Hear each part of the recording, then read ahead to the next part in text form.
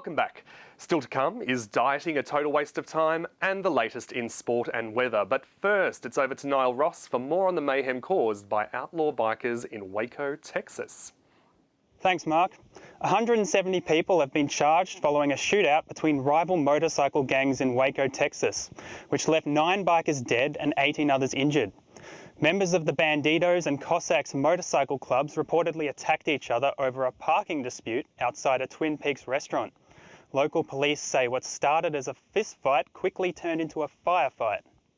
But I can tell you 170 individuals are being booked and processed, if that's not already complete, for engaging in organized crime. That organized crime is capital murder at the Twin Peaks restaurant. Officers were on the scene when the violence erupted and exchanged gunfire with the gangs, killing and wounding several members. No officers or bystanders were hurt. In business news, McDonald's profits are down 15% after last year, with shares looking equally dismal. In January, the fast food giant sacked its chief executive and announced a strategy to reverse the downward spiral.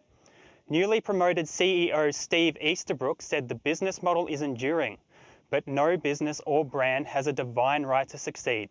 Back to the studio. A survey conducted by Live Lighter reveals more than 40% of Victorians aged between 25 and 49 are either on a diet or have been on one. The majority of dieters are setting themselves up for failure by choosing fad diets. Live Lighter, a partnership between the Cancer Council and the Health Foundation, finds that the top 5 diets are clean eating, which recommends small amounts of raw and unprocessed food 5 to 6 times a day. Then there's low fat, no sugar, as well as the 5-2 diet, where you eat very little for 2 days a week. And paleo, the cave dwellers' diet of meat and carbs cut back. With so many diets around, how do we make sense of what we should really be eating? Mary Morrill reports. Unless you've been living in a cave, you will have heard about paleo, the latest of many diets on the market. If we do look back into the history and examine what Paleolithic man ate, they were hunter-gatherers. So they ate wild meats, seeds, and all of the foods that they gathered off the land. But in terms of the meats, they ate all parts of the carcass. So the meat as well as all of the organs and all of the fat. In a way, it is impossible to follow the true paleo diet as it was back in the hunter-gatherer times. Paleo is for those that really, they have a lot of grains and then it just doesn't sit right in their stomach. So eliminating grains for those people works well. All these diets can be really confusing and ask for a lot of time and money, which sometimes people don't have. Often they turn around to what's cheap, quick and easy, fast food. Fast food is one of those things that I'm just about to go and have some fast food. So it's just there. It's in your face. It's ready. I think the fast food culture is a response to market demand for people wanting foods quickly. We are time poor. We work long hours, and we choose to do other things rather than cook at home. Now, there's a fundamental problem there, because I really do believe that we do need to focus back into the home, back into the kitchen and do more cooking. Fruit, vegetables, meat, carbs.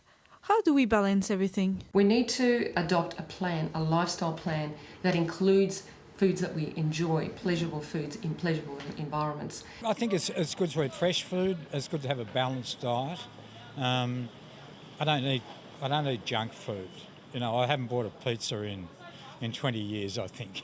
Like all health advice, don't swallow anything without question. If in doubt, consult a health professional. Mary Morrill, Newsline. Thanks, Mary. And now to sport with Sarah Black. Thanks, Mark. In news, Fremantle Crowley is one step turning his fate after facing the AFL's anti-doping tribunal yesterday. Crowley tested positive to a specified substance, believed to be a painkiller, last year, but was allowed to play out the season. He has been provisionally suspended since September, and if found guilty, the star midfielder could be suspended for a further 2 years, potentially ending his career.